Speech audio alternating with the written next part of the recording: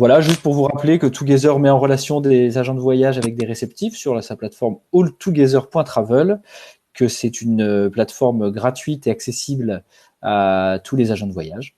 Donc, n'hésitez pas, si jamais vous avez besoin d'un login, vous pouvez nous envoyer un email et on vous donnera un login. Voilà.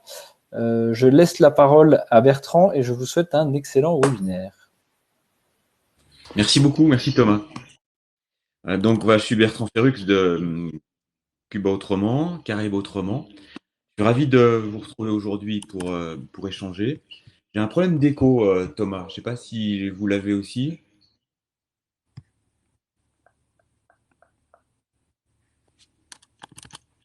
Peut-être réduire un peu le micro.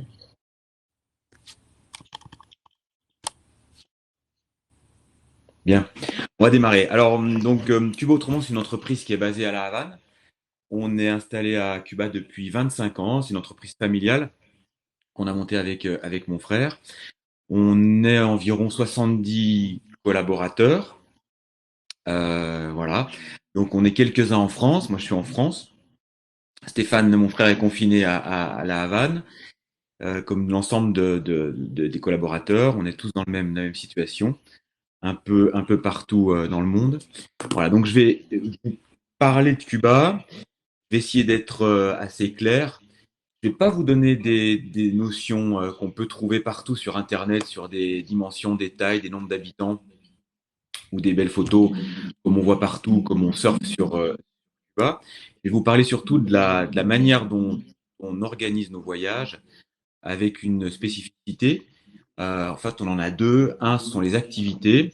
Et deuxième spécificité, c'est l'assistance du début à la fin grâce à un système de conciergerie qu'on a mis en place. Voilà. Alors, Cuba, c'est à la fois un pays d'Amérique latine et une île de la Caraïbe. Souvent, on dit en 8 jours, on a fait le tour. Vous allez voir sur le support que je vais dérouler avec vous que ce n'est pas tout à fait le cas. La spécificité de l'île, c'est qu'elle est très très grande. C'est un quart de la France. Donc, depuis l'est à l'ouest, on a 1200 kilomètres. Autant vous dire que dans un circuit de 8-10 jours, on ne va pas avoir la possibilité de faire la totalité de l'île. Il y a des programmes Total Cuba qui vont prendre à peu près 15 jours, 18 jours, 21 jours, avec souvent un vol intérieur, dans un sens ou dans l'autre, qui va nous permettre en fait de gagner du temps pour éviter les 880 km aller-retour entre La Havane et la deuxième ville du pays, qui est Santiago. Le programme de cette présentation, c'est couleurs cubaines. On va la faire en 3 fois. La première partie, vous la voyez, c'est tout l'Occident, donc La Havane, Las Terrazas, Viñales, Pinar del Río. Pour les fanatiques de plongée, Maria la Gorda. Ensuite, le centre de l'île qui va arriver. Voilà. Ah ben, trop loin. Le centre de l'île, nous voici. Donc avec Cienfuegos, Trinidad, j'ai noté Sancti Spiritus, on a Santa Clara qui n'est pas noté et Remedios, et puis la partie la plus orientale de l'île qui est Santiago de Cuba. Voilà. Alors effectivement, dans un programme de 8, 10, 12 jours, on va faire cette partie-là et cette partie-là, et puis on va revenir. Souvent, les programmes se terminent par une extension balnéaire. On a 3-4 spots assez fameux qui permettent en fait de profiter d'un hôtel tout inclus pour terminer le séjour. Donc effectivement, comme je vous le disais, vous voyez sur la carte de Cuba, on a une île qui fait 105 km², donc à peu près un quart de la France. C'est une île, c'est la 57e plus grande île au monde. Donc, il y a forcément 3800 km de côte. Et c'est la troisième plus grande barrière de corail au monde, derrière l'Australie et le Belize, avec 3400 km de corail. Vous connaissez son histoire. C'est une île qui vit toujours sous embargo américain. C'est le plus vieil embargo au monde. Donc, le pays le plus proche, ce sont les États-Unis d'Amérique. Et le premier ennemi de Cuba, ce sont aussi les États-Unis d'Amérique, avec cet embargo qui perdure et qui a été renforcé avec la dernière administration politique de président Trump. Voilà. Donc, on va démarrer tout en Occident, du côté de Vignales.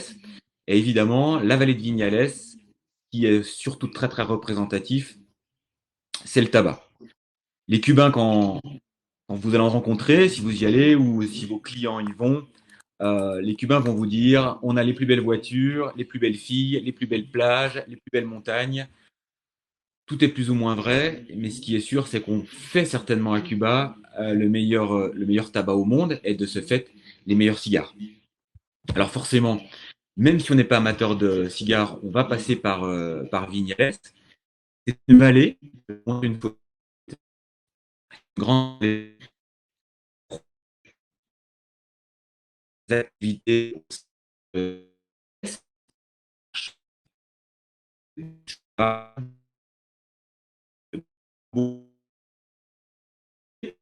une de et qui fabrique des cigares. Et donc, on va vous expliquer tout l'historique. Pourquoi le tabac est important euh, quand euh,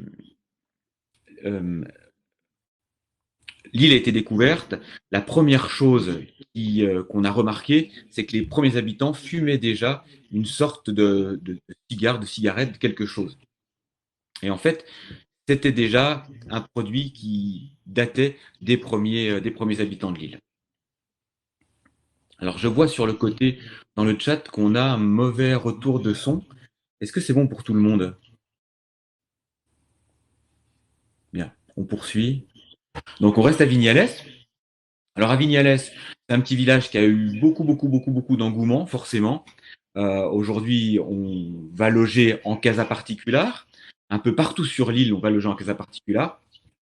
Vos clients vont vous dire, une casa particular, ça vaut 20 euros.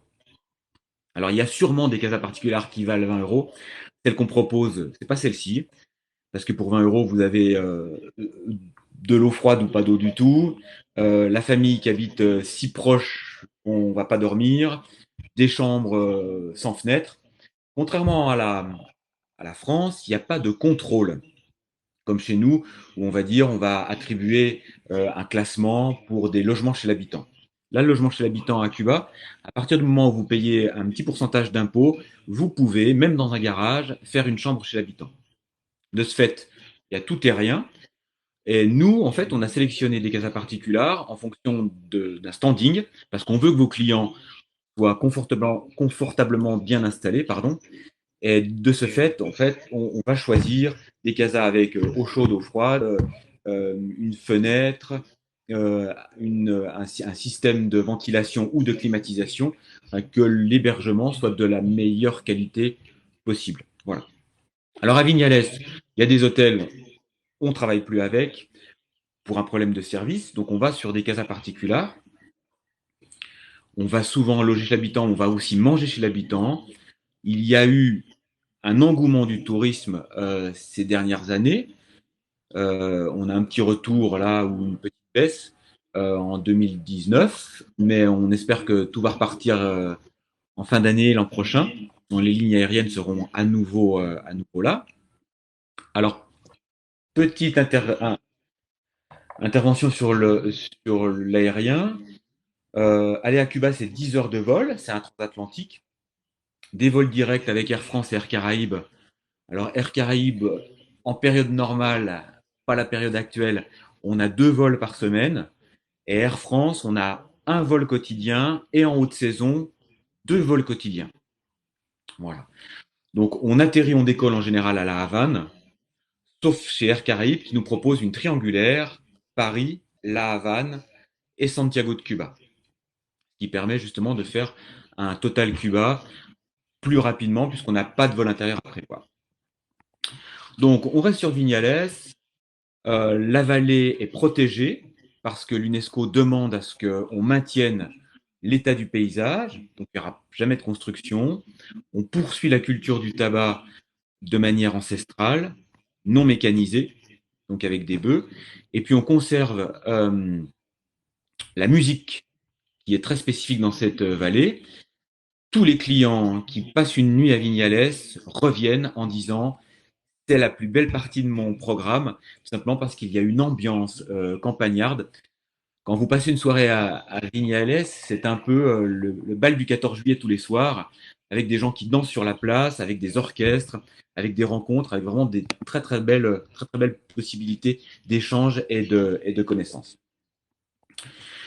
Le tabac, une fois qu'il est cultivé, en fait, et que les feuilles sont organisées, on en fait des cigares. Et là, on va visiter à La Havane des fabriques de cigares. Voilà. On poursuit le programme. Donc, j'ai remis quelques photos sur l'art du torcedor. Hein, tous les cigares cubains sont faits à main. Et on va faire une escale sur la route de l'aller ou sur la route du retour entre La Havane et Vignales. Par exemple, à Las Terrassas. Las Terrassas, on appelle un projet communautaire. Donc, on y a planté des arbres sur une ancienne plantation de café française. On a un rio qui traverse cet espace. On fait une escale d'1 ou 2 heures. Si les clients sont passionnés par la partie écologique, on peut y dormir. Il y a un petit hôtel et des logements chez l'habitant. C'est une communauté. Donc, c'est quelque chose qu'on peut aussi prévoir pour raccourcir le trajet. Voilà une photo générale de Las Terrassas. Et donc, à Las Terrassas, c'est très, très, très, très rustique. On a des logements de base, en fait, qui sont assez simples, mais relativement confortables. On revient de Vignales parce qu'on est obligé de repasser par là. Et donc, on va s'arrêter à La Havane. Les Cubains ont pour habitude de dire, les Havanais surtout, Cuba, c'est La Havane et le reste, c'est du gazon. Les Havanais sont très fiers de leur ville. Elle est classée au patrimoine mondial de l'humanité par l'UNESCO. Il y a un peu plus de 2 millions d'habitants, ce qui vous donne une ville aussi grande que Paris. Et effectivement, quand de mauvais guides vous disent en 1 heure on a visité La Havane, bah effectivement, si on prend un bus à Impérial, on peut aussi visiter Paris en 1 heure, on n'aura pas vu grand-chose. La Havane mérite qu'on s'y pose, qu'on fasse des rencontres, qu'on échange, qu'on marche sur le Malecón, qu'on traverse à pied les rues de la ville communale et qu'on aille dans les Dado, qui est une petite américaine faite de tours, mais aujourd'hui qui passe à l'âne en de sortie, soirée, ça,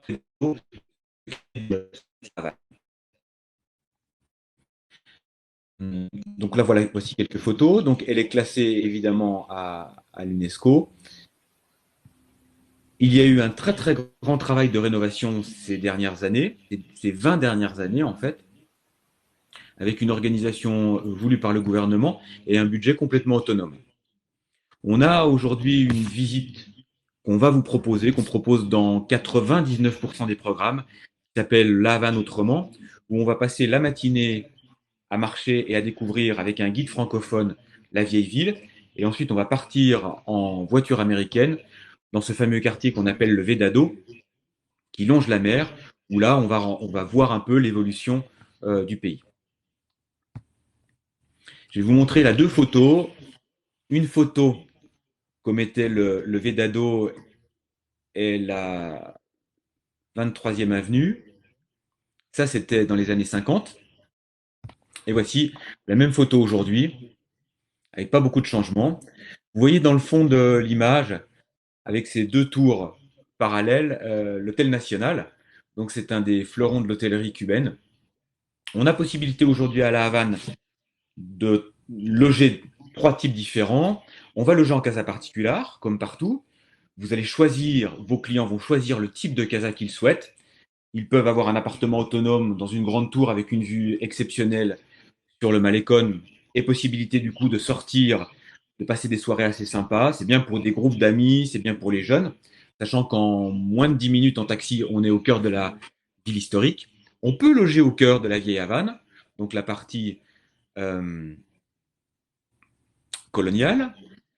Et puis on peut loger aussi dans des hôtels, alors soit des hôtels historiques, des hôtels comme ceux-ci du Vedado, comme l'Hôtel National. Et puis aujourd'hui, on a 3 chaînes internationales qui sont installées ces 20 dernières années. Donc on a les 2 chaînes espagnoles, Melia et Iberostar. On a la chaîne suisse Kempinski qui propose 2 établissements. Un établissement très très haut de gamme, alors classifié 5 étoiles, c'est un 4 étoiles. Il y a toujours un décalage d'une étoile entre l'hôtellerie cubaine et l'hôtellerie européenne. Donc 2 hôtels. Alors un hôtel très chouette, très sympa, l'ancien hôtel Bristol qui a été inauguré le 1er mars cette année. Alors vous imaginez le ratage dans son organisation, les pauvres. Et puis on a ouvert depuis novembre dernier un Sofitel qui est sur le front de mer, le Sceau Prado y Malecón, qui est un très très très très bel hôtel avec un très bon service. C'est des chambres qui oscillent entre 350 et 1000 euros la nuit, donc c'est quand même pour un certain standing de clients. On peut aussi y aller pour le bar, pour la vue, pour le rooftop, pour toute cette infrastructure hôtelière haut de gamme qui permet de passer un bon moment. L'idéal, c'est les casas particulars. On ne va pas définir un nom de casa particular parce qu'en fait, il y a beaucoup trop de concurrence et puis beaucoup trop de difficultés à avoir la casa qu'on a proposée parce que les Cubains font des échanges entre eux. Par contre, on va proposer un style.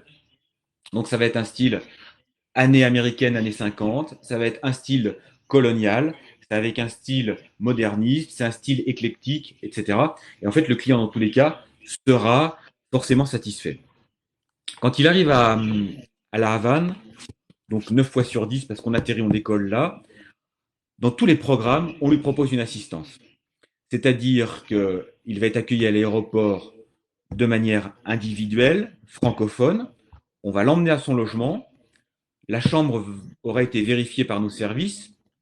Si il trouve que la chambre ne lui convient pas, je vais vous dire n'importe quoi, mais on a eu un exemple d'un client qui était allergique aux chats. Il était dans une casa particulière où il y avait 2 chats. Donc il nous a dit, pour moi, c'est rédhibitoire, je ne peux pas le jeter dans cette casa. C'est pas un problème. On organise son déplacement et il est logé dans l'heure, dans la demi-heure, dans l'heure et demie, dans une autre casa mieux adaptée. Il n'y a aucun souci. L'assistance est là. On arrive en général le soir, entre 18h et 22h. Du coup, on va le laisser tranquille pour la soirée et c'est le lendemain matin où il aura une réunion d'information. On va reprendre avec lui le programme que vous avez élaboré. On va voir si tout correspond. Il a possibilité, tout le long de son circuit, de le modifier. Alors, on ne va pas le modifier dans l'heure, mais on aura possibilité quand même, s'il décide de changer une activité qui ne lui plaît pas, ou il trouve que ça lui plaît d'être à Santa Clara, ça lui plaît d'être à Trinidad, ça lui plaît d'être à La Havane, il veut rajouter un jour, on va tout réadapter. Ce n'est pas du tout un souci. Je vais juste vous parler aussi de la période russe et révolutionnaire. Je vous l'ai dit tout à l'heure, le pays vit à quelques dizaines de kilomètres de son principal ennemi. Les soviétiques ont été à Cuba des années 60 aux années 89-90. Ils ont laissé un certain impact. On a beaucoup de taxis des Lada, des voitures soviétiques. On a beaucoup de collaborateurs dont les prénoms sont d'origine russe également. Ça a laissé des traces sur l'organisation. C'est un pays communiste, très important. On dit à Cuba, on peut jouer avec la laisse, mais on ne joue pas avec le chien. C'est-à-dire que même si aujourd'hui on a possibilité de rencontrer des Cubains, d'échanger avec eux sur leur manière de vivre, d'échanger sur leurs études, d'échanger sur la libreta, vous savez, le petit carnet de rationnement, d'échanger sur toutes sortes de choses, on évite quand même de parler de ce qu'on appelle la famille royale, c'est-à-dire la famille Castro, qui est indirectement au pouvoir encore aujourd'hui et qui reste soit une icône, soit des personnes, un groupe, une organisation qu'on déteste. Ça ne laisse jamais indifférent. C'est par toutes les rencontres que vos clients vont faire qui vont se donner une idée, avoir une idée de la réalité du pays. C'est très important. dans tous nos programmes, vos clients vont rencontrer entre 20 et 30 personnes différentes, entre les guides, entre les accompagnateurs, entre le chauffeur, entre les propriétaires de casa, entre leur assistance, entre l'assistance 24-24 qu'on peut avoir aussi s'ils ont des demandes. Donc, tous ces échanges qu'ils vont avoir avec ces Cubains-là, ils pourront se faire une idée après lorsqu'ils auront rencontré ces gens-là. Il y a une petite question, le tarif pour loger à l'hôtel national, ben, ça dépend. On a des chambres jardin et on a des chambres avec vue mer. Aujourd'hui, on a des chambres qui varient, je crois, entre 150, 160 et puis 400, 500. On a la suite présidentielle de 150 mètres carrés qu'on a déjà eu l'occasion de louer, qui est un peu un lieu exceptionnel. Donc pour cette suite-là, on a un peu plus de 1000 $. Voilà. Donc les rues sont laissées un impact. Entre La Havane et la vallée de Vignales, pardon, on a un caillou qui s'appelle Cayo Levisa. Je voudrais faire un petit aparté dessus parce qu'on a souvent des demandes pour loger à Cayo Levisa parce que c'est une petite île, un petit caillou. Hein, c'est exactement la même poursuite que les Cays de Floride. Donc Cayo Levisa, c'est effectivement un endroit paradisiaque, très agréable. On le propose dans nos programmes.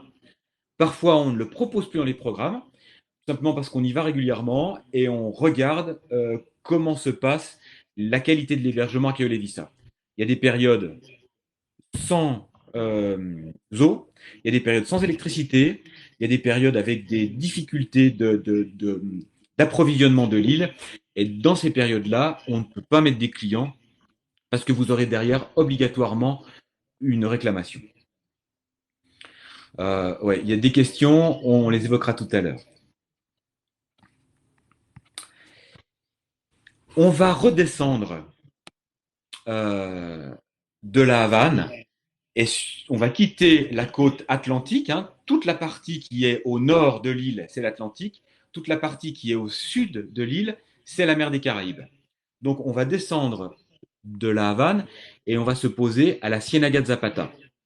La Ciénaga de Zapata, vous en avez entendu parler, c'est la baie des Cochons et le fameux débarquement américain qui a raté. Donc la Ciénaga de Zapata, c'est un lieu complètement préservé de faune, de flore, à la fois submarine et sous-marine. On a des activités ici. On a la pêche au poisson-lion, par exemple. On a des marches. On fait beaucoup de marches, beaucoup de balades à Cuba, et principalement à la Ciénaga de Zapata. C'est un endroit préservé. Je vais quand même répondre à une petite question où on nous parle de petits hôtels avec piscine tenus par des locaux. Ça n'existe pas à Cuba. Il y a quelques maisons avec piscine à La Havane qui sont à Miramar, dans un quartier très éloigné, à une dizaine de kilomètres. Ce sont en général des grandes villas de plusieurs chambres qui se louent en totalité. Mais il n'y a aujourd'hui aucune piscine dans une casa particulière tenue par un particulier, tout simplement parce qu'il est interdit de construire une piscine dans une maison depuis la Révolution.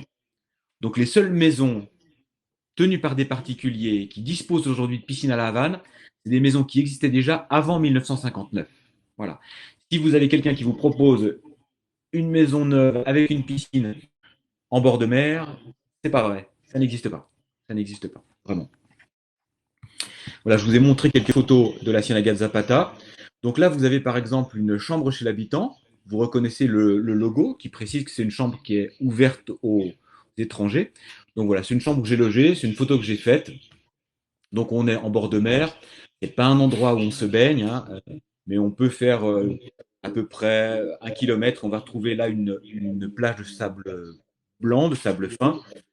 Mais à la Ciénaga de Zapata, l'espace même, on n'y va pas pour se baigner comme ça. Par contre, on va y aller pour faire de la pêche sous-marine. C'est de la pêche en, avec palme et tuba, tout simplement. Et puis en fait, on accompagne le pêcheur. On va montrer une vidéo tout à l'heure avec notre pêcheur Lalo, qui accompagne en fait des visiteurs et qui leur propose une journée en bord de mer. On quitte la Ciénaga de Zapata, on fait à peu près une vingtaine de kilomètres et on va arriver dans une ville qui est aussi classée au patrimoine mondial de l'humanité, qui s'appelle Cienfuegos. C'est une ville où on fait escale. Si les clients sont passionnés par l'architecture éclectique, c'est intéressant de les poser ici, de leur proposer une nuit ici. Il y a des très très belles casas particulières. C'est une ville qui a été fondée par les Français venus de Floride, après toutes les villes fondées dans les années 1500. Donc elle est assez agréable, elle est jolie, elle est ventilée. Il y a un très joli théâtre. Il y a un petit hôtel que vous voyez là en photo. Et on va trouver deux, trois éléments architecturaux agréables. C'est une escale pour aller à Trinidad. Trinidad, c'est aujourd'hui et depuis 20 ans le deuxième pôle touristique de l'île. Vos clients, vous savez comme ils sont, ils vont vous dire on veut sortir des sentiers battus et si possible ne pas rencontrer de touristes. Le problème, c'est que vous êtes vous aussi touriste et qu'on ne va pas vous envoyer sur la Lune. C'est ce qu'il faut leur dire, il faut être franc avec eux. Et Trinidad aujourd'hui, il y a beaucoup de monde. Alors effectivement, depuis 2 mois, c'est plutôt calme, mais en temps normal, il y a beaucoup, beaucoup, beaucoup d'activités touristiques, beaucoup de casas particulières, parce que la ville a été découverte par l'UNESCO dans les années 90 et elle était restée en suspens. On l'appelle la Belle Endormie parce qu'il ne s'était rien passé à Trinidad depuis le début du XXe siècle. La ville est restée en état. Elle est aujourd'hui protégée. Elle a des toits de tuiles plates, des pavés. C'est à la fois une ville culturelle et c'est une ville de la danse, de la salsa. Les clients vont vous dire on veut les standards, les voitures américaines, la salsa, le morito, qui est cubain avant tout, et les cocktails en général. Alors on va surfer sur tous ces standards-là. Il est évident qu'à Trinidad, on va les accompagner. On a une activité qui s'appelle Trinidad de la Noche, où on va les accompagner avec des Cubains pour qu'ils rencontrent les bons endroits, les lieux sympas, un peu préservés du tourisme. On va organiser ça. On a une activité qui s'appelle J'ai un ami à la Havane. C'est pareil, ils peuvent faire une journée avec un Cubain qui va les emmener au marché, qui va les emmener dans sa famille, qui va faire à manger, ils vont faire les courses ensemble. C'est des activités qui sont au plus proche de la population. C'est un peu, depuis 25 ans, ce que veulent tous les clients que vous nous envoyez. Donc Trinidad, on y reste 1 ou 2 nuits. La ville est au pied du massif de l'Escambray, donc on peut faire des marches. La ville est à quelques kilomètres d'une très belle plage caribéenne, donc on peut aussi euh, passer du temps en bord de mer. Et en fait, à Trinidad, on peut tout faire. La culture, la plage et la montagne. C'est pour ça que c'est un spot qui est indispensable. Une fois qu'on est à Trinidad, quand on a fait un programme sur 8-10 jours, donc je vous rappelle, on a fait La Havane, on est parti à l'ouest et on est allé dans la vallée de Vignales, on a redescendu la baie des Cochons, on fait escale à Cienfuegos, on se pose à Trinidad, on a fait du coup 6 jours, 5, 6, 7 jours, on va traverser l'île du sud au nord et on va faire escale à Santa Clara. On va vous dire Santa Clara, on y reste 1 heure, ça suffit. Moi, je vais vous dire Santa Clara, on y reste 1 nuit et ça suffit pas. Le problème, c'est le temps. Santa Clara, effectivement, il y a le mausolée de Che Guevara, parce que c'est la ville du Che.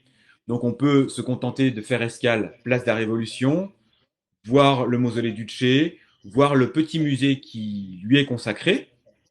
Ça va durer 1 heure, 1 heure et demie, 2 heures, et on poursuit la route. Mais on peut aussi rester là. On a une activité qui s'appelle Santa Clara Autrement. C'est une des activités qui plaît le plus à nos clients. On passe une demi-journée, on va rencontrer des étudiants à l'université, on va faire un peu de marche, on va se balader, on va visiter forcément tous les lieux qui sont emblématiques. Et le soir, on va aller dans un cabaret qui a une programmation complètement extravagante, complètement folle. Alors le soir c'est salsa, le lundi c'est salsa, le mardi c'est jazz, le mercredi c'est opérette, le jeudi c'est rock'n'roll, le vendredi c'est autre chose. C'est un cabaret à ciel ouvert, il n'y a pas du tout de touristes, il n'y a que des locaux qui sont très contents de vous rencontrer et on fera toute cette circulation-là avec le moyen de locomotion local qui est une espèce de mobilette avec une petite carriole derrière où on peut mettre 3-4 personnes. c'est bizarrement un moyen de locomotion propre à Santa Clara qu'on trouve nulle part ailleurs dans le pays. Voilà. Donc on continue Santa Clara, on y reste ou on y passe. Et là, on remonte encore un petit peu. On peut faire escale, si les clients le souhaitent, dans une petite ville qui s'appelle Remedios. C'est un petit village. J'ai pas mis de photos, j'ai mis surtout de la danse parce que c'est une ville, un petit village assez agréable qui a été occupé pendant longtemps par des Français. Du coup, l'hôtel s'appelle l'hôtel Mascotte. Là, par exemple, c'est une petite structure hôtelière avec une piscine. On a un café qui s'appelle Le Louvre, par exemple. Donc, effectivement, on a une trace française. On a un joli petit théâtre, deux églises. Quand on a vécu toute l'activité de Trinidad, toute l'activité de Santa Clara, ça fait du bien de se reposer. C'est une petite pause qui est assez agréable. Et on a un coup de cœur, en dehors des standards. Vous n'en avez pas forcément entendu parler. Ce coup de cœur, ça s'appelle Matanzas. Matanzas, c'est l'Athènes des Amériques. C'est le plus grand théâtre, le plus beau théâtre d'Amérique latine. Il y a un dossier de classement au patrimoine mondial de l'humanité. C'est une ville où il n'y a aucun touriste. Aucun touriste, aucun touriste. Alors qu'il y a des tonnes de choses à faire. C'est une ville culturelle. C'est une ville très, très agréable. Et en fait, vous en avez entendu parler parce que c'est la ville qui ouvre sur la presqu'île de Varadero. Varadero, les clients vont vous dire: ah non, non, non, non, moi je veux pas la Varadero, c'est une usine à touristes, c'est Disneyland, etc., etc. C'est effectivement à Varadero, on trouve pratiquement la moitié de la capacité hôtelière de l'île. Donc je vous rappelle, on a une île qui est un quart de la France, 11 millions d'habitants, et sur une toute petite presqu'île, comme une crotte, qui fait 30 km de long, et là on a 50% des hôtels de l'île. Alors on a tout et rien, c'est du tout inclus. Il y a des belles piscines. Il y a beaucoup, beaucoup de Canadiens qui est les premiers visiteurs sur l'île. Mais ça reste quand même une extension balnéaire agréable, comme on ira à Cancun, comme on ira en République dominicaine. Et une fois qu'on a circulé, qu'on a fait de la voiture avec chauffeur ou en autotour, qu'on s'est bien baladé, qu'on a rencontré du monde, c'est quand même agréable de se poser et de rester un, deux, trois nuits en tout inclus, surtout quand on a des enfants, parce qu'on va vous choisir l'hôtel qui sera réservé aux familles. Voilà. Je vous remontre une photo de Matanzas. Ce sont trois hôtels. Il n'y a pas de casa particulière à Matanzas, tout simplement parce qu'il n'y a pas de touristes. Alors, personne n'a encore eu l'idée de faire des belles casas particulières. On en a visité, il doit y en avoir une dizaine. J'ai logé au mois de janvier dans des casas particulières de Matanzas. C'est pas agréable, c'est pas chouette. L'accueil est pas top. Donc, on va privilégier à Matanzas des hôtels. Donc, c'est des hôtels qui sont des anciens palais coloniaux. Le service est assez agréable et ça vaut le coup quand même de se poser là. Là, on est sur une plage de Varadero pour vous montrer. Je vais vous montrer quelques établissements de Varadero. Voilà, ça ressemble un peu à toutes les plages d'Amérique latine, des grandes tables des grandes plages pardon, de sable blanc. Voilà quelques hôtels. Alors, on les rencontre, on les visite assez régulièrement parce que certains prennent de la valeur, euh, augmentent la qualité de service, et puis d'autres partent complètement en vrille avec une qualité de service très très mauvaise. Ça, c'est un nouvel hôtel, par exemple, qui s'est construit. Il n'y a pas encore le service escompté, ça va venir, mais en attendant, on ne propose pas encore de proposer d'hébergement ici. Je vous en montre un autre. Là, c'est Las Américas, c'est un des premiers hôtels de l'île, avec un très très bon service, très agréable. Voilà. On a des pépites, hein, Varadero. Si vous avez des clients qui sont intéressés, il y a la Casa des Cosmonautes, qui est une maison qui était réservée aux cosmonautes russes quand ils revenaient de l'espace et qu'ils allaient se reposer à Cuba. On a un petit peu l'exclusivité pour la louer. Voilà. Donc là, on peut proposer des chambres dans cet établissement-là. Et puis Cuba, c'est pas que cette partie-là. Là, on a fait la partie centrale, vous l'avez vu. On a fait la partie occidentale. C'est le programme global pour 8, 10, 12 jours. Voilà. Si vos clients vous disent non, moi j'ai un peu de temps, je veux faire un Total Cuba parce que je ne prendrai pas 2 fois l'avion traverser l'Atlantique pour aller à Cuba, donc je veux tout voir. Et à ce moment-là, on les emmène plus loin et on descend à Santiago. Santiago, c'est la rivale de la Havane. Les Havanais disent que les gens de Santiago sont des arriérés, et puis les gens de Santiago disent que les Havanais sont des vendus de la couronne. C'est historique. Ça fait 500 ans que ça dure. Les deux villes sont assez différentes. Santiago, c'est plutôt la ville de la Révolution, que Fidel Castro a fait la révolution depuis Santiago. Et puis, Trinidad, ça, on y danse, on passe des belles soirées, mais Santiago, c'est vraiment là où tout se passe. Voilà. Avant d'arriver à Santiago, on fait 2, 3 escales. Alors, on fait escale à Bayamo, c'est pareil, il n'y a pas beaucoup de touristes, mais c'est une ville qui est très, très agréable parce qu'elle a beaucoup d'histoire. Voilà, je ne veux pas passer du temps sur Bayamo parce qu'on n'a pas beaucoup de touristes qui s'y arrêtent. En revanche, si on a l'occasion d'échanger par rapport à des clients sur un programme spécifique, je vous expliquerai à ce moment-là tout ce qu'on peut faire dans cette ville. Dans toutes les villes qu'on visite, on a toujours une activité globale qui va s'appeler autrement. La Havane autrement, Trinidad autrement, Vignales autrement. Donc on a Bayamo autrement. Bayamo autrement, donc on va agrémenter une petite journée, 10 heures, 16 heures, de tout ce qui se voit. Ça donne une vision globale. Si pour les clients c'est trop long, on a dans chaque ville, comme on a une activité autrement, on a une activité panoramique. La Havane panoramique, Trinidad panoramique, Cienfuegos panoramique, etc. Et là, on va en 2 heures, avec un plan, leur expliquer tout ce qu'ils peuvent faire et leur laisser la main pour organiser eux-mêmes le programme dans la ville où ils se situent.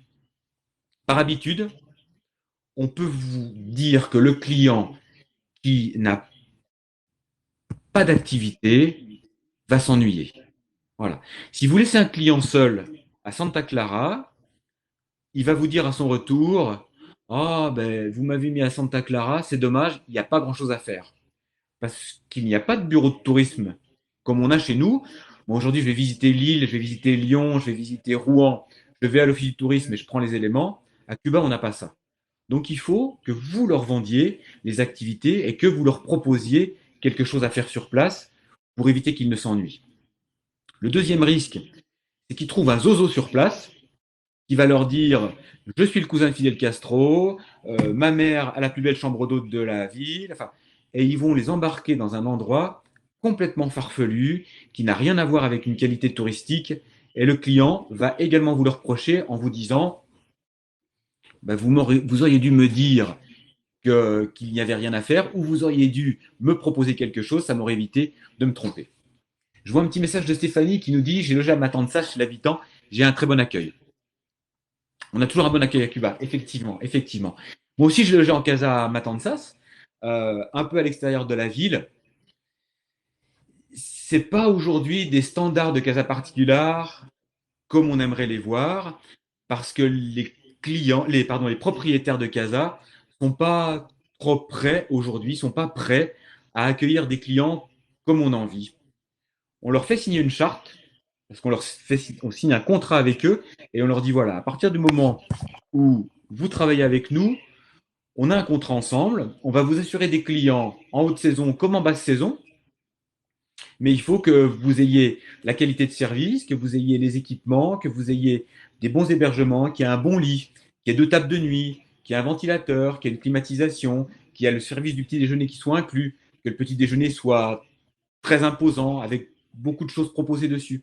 Donc en fait, ils s'engagent à toutes sortes de choses, on teste avec eux et avec des personnes de l'équipe qu'on envoie sur place, et on voit si ça se passe bien, et à ce moment-là, on leur assure un revenu et on leur assure la venue de clients. Mais aujourd'hui, à Matanzas, on n'a pas trouvé de casa qui correspondait vraiment à des choses un petit peu différentes et un petit peu exceptionnelles. Donc on est sur la route de Santiago de Cuba, donc on s'est arrêté à Bayamo, et Santiago, pardon, c'était effectivement la Sierra Maestra. La Sierra Maestra, c'est là où Fidel Castro a préparé sa révolution. Donc c'est une énorme chaîne montagneuse de 270 km de long, c'est immense, avec le sommet le plus haut de l'île, le Pico Turquino, qui atteint 1970 mètres, donc près de 2000 mètres. On a un refuge en montagne à 1500 mètres d'altitude. Et en fait, si vous avez des clients qui aiment la marche, on peut leur proposer l'escalade du Pico Turquino. Normalement, il faut 8 heures, donc on va le faire en 2 ou 3 jours pour profiter de tout ce qu'on propose. La Sierra Maestra, c'est une véritable grotte végétale, un véritable tunnel végétal, parce que tout est recouvert d'une végétation luxuriante. C'est caribéen. Il y a des sentiers de randonnée.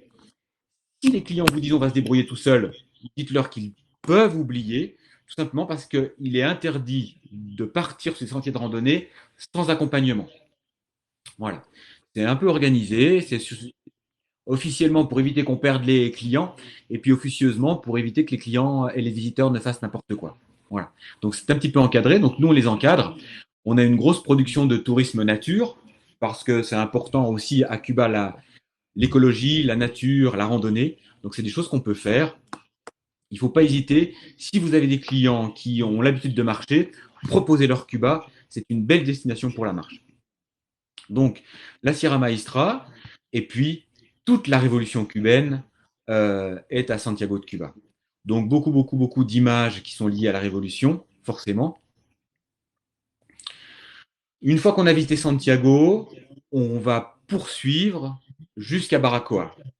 Les clients qui font un total Cuba, donc 18 jours, 21 jours, 25 jours, on est obligé de les envoyer à Baracoa. C'est un petit village typique qui a une route intérieure depuis la Révolution, seulement depuis 1959, parce qu'avant on atteignait Baracoa uniquement par la mer. C'est un village qui est complètement dédié à la mer. Et de ce fait, il a gardé une culture, des habitudes, une cuisine, des danses, une architecture propre à Baracoa. C'est un passage dans l'histoire un petit peu farfelu. C'est là que Christophe Colomb a débarqué la première fois. Et en fait, Baracoa a conservé toutes ces spécificités-là. Le cacao, le café, comme je vous l'ai dit, des plats très très typiques, des maisons en bois, des maisons avec des toits et non pas des maisons à toit plat. C'est assez exceptionnel, c'est assez rare et c'est très très spécifique. Ça vaut le coup de s'y poser. Alors on a non pas un Baracoa autrement, mais un cacao autrement, où on va traverser tout ce qui fait les spécificités de cette partie-là. Donc vous voyez là le traitement du café et effectivement le cacao également, avec une fève de cacao qui est exactement comme elle était à l'origine. Et c'est le cacao d'époque du continent sud-américain. Si les clients sont fanatiques de désert et de bout du monde, on peut aller encore plus loin. Je ne sais pas si parmi vous, des personnes ont vu un film cubain qui s'appelle Viva Cuba, qui est l'histoire de deux enfants qui habitent à La Havane et qui décident de partir à l'aventure et d'aller tout au bout de l'île. Donc on est là tout au bout de l'île. C'est la partie la plus orientale de Cuba. On est proche des côtes d'Haïti, qu'on voit par temps clair. Il n'y a pas grand-chose à y faire. On fait un peu de marche. Il y a simplement tout au bout de l'île un phare. Donc il y a quelques habitants. C'est le bout du bout du bout du monde et c'est assez exceptionnel. Voilà. Alors, je vous ai parlé de Varadero. Je vous ai dit qu'évidemment Cuba était une île avec 3700 et quelques kilomètres de côte. Donc forcément, on va pouvoir se poser à la fin d'un séjour pour 2 jours, 3 jours balnéaires, et on va choisir en fonction de là où le client se situe et ses envies, dans un lieu plus ou moins paradisiaque. On a aujourd'hui, sur cette partie orientale, certainement les plus belles plages de l'île. Les plages s'appellent Guardalavaca, va garder la vache. Pourquoi? J'en sais rien. Mais c'est les plages d'Holguín qui sont les plus belles plages. Hélas, le gouvernement, comme sur tous les lieux balnéaires, a organisé des hôtels tout inclus, 4, 5 étoiles, avec des services et puis une possibilité d'hébergement de 80 à 500 chambres. Voilà. On n'a pas de petits hébergements typiques en balnéaire. À part à Keolevisa, qu'on évoquait tout à l'heure, pardon, qui est du côté de Vignales. Voilà des photos que j'ai prises bêtement à Guardalavaca, tout simplement. C'est des photos de plage, donc avec des hébergements qui sont effectivement sur un bâtiment imposant, mais avec possibilité, en faisant 500 mètres, 800 mètres, 1 kilomètre, de trouver des lieux très très sauvages. C'est très important. Dites à vos clients, oui, vous logerez dans un tout inclus, oui, au buffet, il y aura un peu de monde, mais par contre, si vous prenez votre sac à dos, votre serviette et que vous faites 500 mètres à gauche de l'hôtel ou 800 mètres à droite de l'hôtel, vous allez trouver une plage forcément assez agréable et plutôt isolée.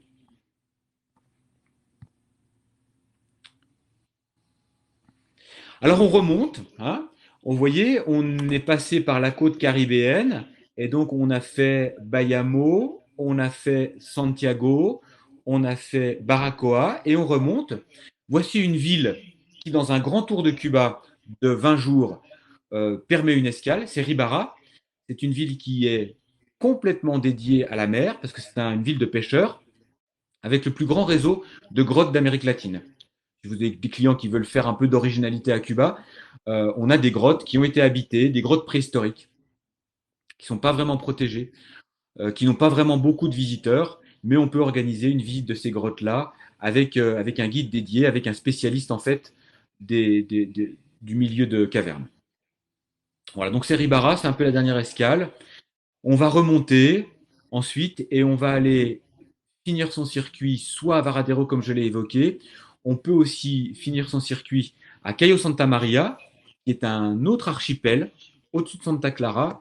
C'est un archipel de plusieurs caillots qui sont reliés par une grande digue sur la mer, où là, on a encore une fois des grands hébergements. Alors là, c'est une partie touristique qui a été complètement inventée. Elle a été créée dans les années 80-90. Donc, il n'y a pas d'histoire, il n'y a pas de petit village. Contrairement à Varadero, où là, on a un petit village historique, plus à 10 km, la ville de Matanzas qu'on a évoquée tout à l'heure. Voilà. Je vais vous proposer une petite vidéo que Thomas va nous mettre. Alors, vous allez voir, c'est une vidéo de personnages. Les premiers, ce sont nos acteurs, parce que ce sont les personnes qui participent à vos activités. Et puis après, elle est un petit peu longue, enfin, elle fait 3 minutes. L'autre partie, c'est les membres de l'équipe, en fait, qui vont accueillir vos clients sur tous les spots qui sont toutes ces villes qu'on va visiter.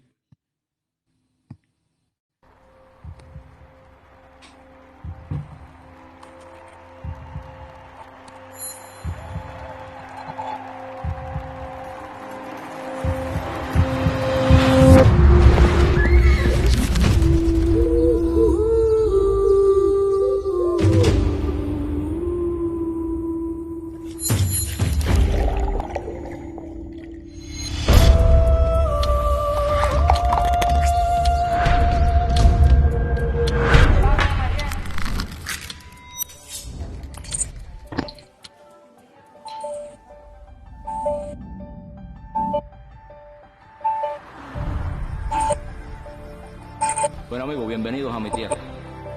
Me llamo Benito Camejo. Bueno, me llamo Fran Pérez Castro, soy de la familia Los Pintines. Me llamo Juan y soy pescador de profesión. Mi nombre es Carlos Miranda, soy entrenador de boxeo cubano. Músico de Santa Bárbara. Mi nombre es Franco Suárez.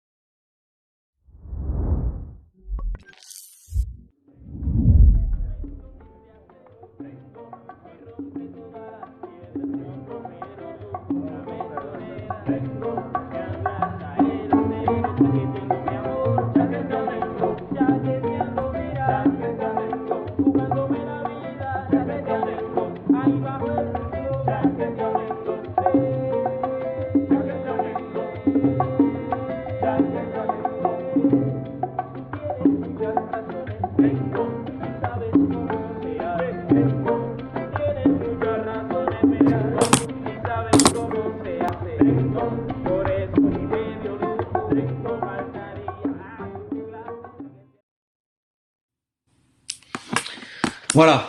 Est-ce que vous m'entendez? Vous m'entendez? Ouais, c'est bon? Vous m'entendez? C'est OK? Alors, on repart. Je vois juste, hein, y a un petit message sur la levée de l'embargo. Il n'y a pas de levée d'embargo, hein, bien au contraire. Hein. L'embargo a jamais été aussi important que depuis les pires moments de l'histoire entre Cuba et les États-Unis d'Amérique. Aujourd'hui, le gouvernement Trump il l'a dit en fait au cours de plusieurs discours, dont un discours pour la communauté cubaine des États-Unis, je vais rayer de la carte le Cuba d'aujourd'hui. C'est vraiment très important. Hein. Donc il n'y a pas du tout de levée d'embargo, bien au contraire. On a eu beaucoup d'Américains qui sont venus. C'était des Américains qui venaient, parce que j'ai vu une petite question là, et je voulais juste faire un aparté là-dessus. Il y a eu beaucoup d'Américains qui sont venus, pas les Américains de Trump, hein, et plutôt les Américains d'Obama. Pour venir à Cuba, quand on est américain, il faut avoir une bonne raison de visiter Cuba. C'est soit une raison religieuse, on fait partie d'une église et dans le cadre d'un partenariat, on va venir à Cuba. C'est soit une raison d'études universitaires, en fait. C'est soit une raison associative. Voilà. Mais il n'y a pas possibilité pour un Américain lambda de venir directement. Trump, depuis juin l'an dernier, a interdit aux bateaux de croisière de faire escale à Cuba. Donc c'était la société Carnival qui apportait à peu près 800 000 touristes de croisière à la Havane avec 1, 2 ou 3 bateaux. Et forcément, puisque Trump a dit à Carnival d'arrêter, tous les croisiéristes ont fait la même chose. Donc aujourd'hui, il n'y a plus de bateaux de croisière à la Havane. Donc effectivement, il y a 2 ans, il y a 3 ans, il y a 4 ans, on voyait beaucoup d'Américains dans les rues de la vieille Havane. Aujourd'hui, on n'en voit plus. On n'en voit plus. Voilà, plus du tout. Alors vous avez vu tous ces gens-là, c'est des gens avec qui on travaille. Aujourd'hui, on a 160 activités différentes. Alors comme je vous l'ai dit, on va évidemment surfer sur les activités classiques, cours de cuisine, cours de cocktail, initiation à la salsa, perfectionnement à la salsa, balade sous-marine, pêche poisson, pêche bateau, pêche sportive. Et on a aussi des activités qui sortent un peu du lot. Par exemple, on a une activité initiation à la boxe. Alors vous allez me dire pourquoi la boxe? Parce que la boxe, c'est la première équipe olympique. Cuba, pardon, c'est la première équipe olympique de boxe. Donc on va vous envoyer faire une initiation à la boxe de 2 heures avec les champions olympiques de Cuba. Un jour, on a un client, une agence qui nous a dit, j'ai un client garagiste qui voudrait comprendre les vieilles voitures américaines. Eh bien, depuis ce client-là, on a une activité qui s'appelle mécanique, où on passe 2 heures dans un atelier de rénovation de vieilles voitures américaines. L'initiation à la religion afro-cubaine, les explications de la religion afro-cubaine, le ballet, le Grand Théâtre de la Havane et le ballet classique. Aujourd'hui, le spectacle et la danse la plus représentée à Cuba, c'est pas du tout la salsa, c'est le ballet classique. Donc, on va vous organiser une soirée au ballet de la Havane, par exemple. On a toutes sortes de possibilités, toutes sortes d'activités. Vous allez dire, moi, mon client, il aime ça. Et l'équipe commerciale va vous dire, eh ben, voilà ce que je peux te proposer pour que ton client, il ait le voyage exactement comme il le souhaite. C'est du sur-mesure. Aujourd'hui, tout le monde fait du sur-mesure.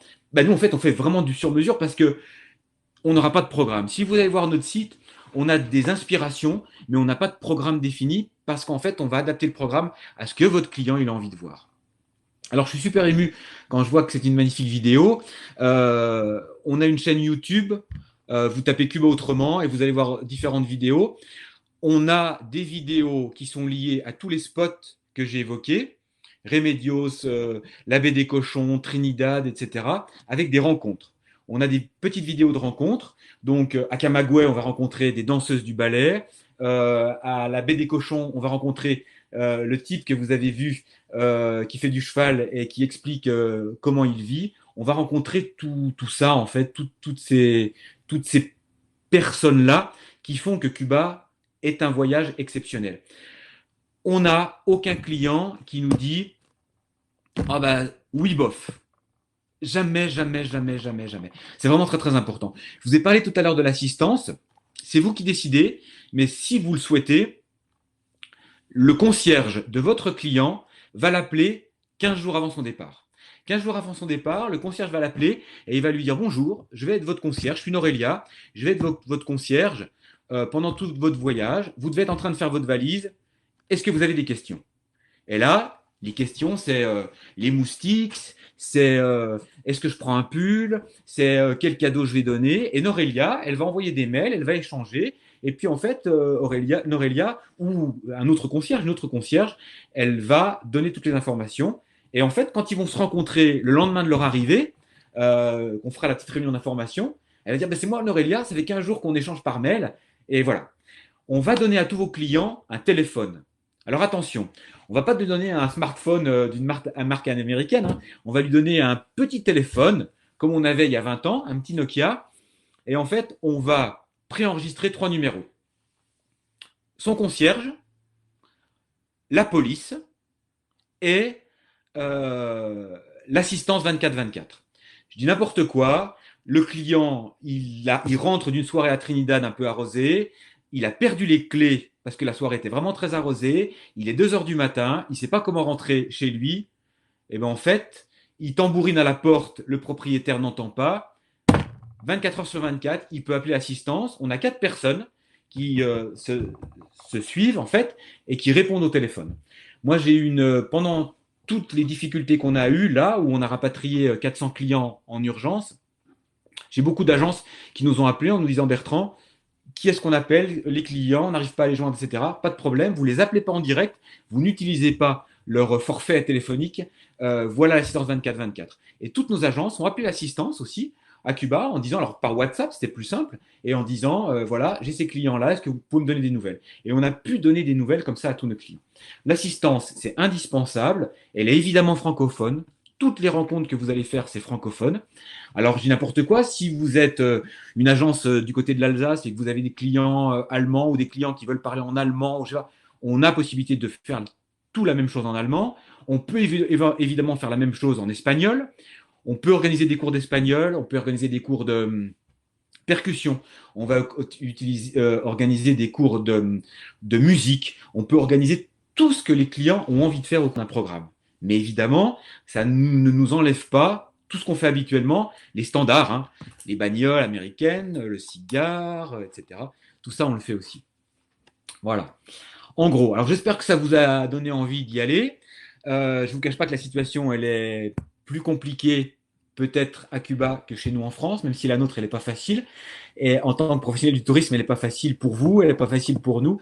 Alors à Cuba, c'est pire que tout ce qu'on peut imaginer, tout simplement parce que les Cubains ne mourront certainement pas du coronavirus, mais mourront peut-être de faim, parce que la situation, elle est compliquée du fait de l'embargo américain. Et le premier souci aujourd'hui des Cubains, c'est de trouver à manger, ce qui n'est pas facile. Voilà, ce qui n'est pas facile. On a notre responsable commercial qui est à La Havane et qui m'appelle tous les jours, qui n'en peut plus, qui voudrait rentrer. Elle a atteint le bout du bout, là, et elle a alerté l'ambassade qui lui a dit mais qu'est-ce que vous voulez que je fasse? On peut rien, quoi, parce que c'est compliqué. Voilà. Alors, est-ce qu'on commence les questions un petit peu expérience unique, mode question activé. Alors, moi, je ne suis pas très technique, hein. On va voir de quoi on parle. Alors, réouvrir ses frontières bientôt. Alors, en fait, comme beaucoup de pays, c'est Mathilde qui nous demande si Cuba va rouvrir les frontières. Je vais prendre déjà les petites questions qui sont dans le chat et puis après on va reprendre les questions qui sont sur la totalité. Donc, on va dépendre des vols. On est en permanence en contact avec Air France à La Havane pour savoir ce qu'ils veulent faire. On nous annonce des vols vers La Havane au mois de novembre aujourd'hui.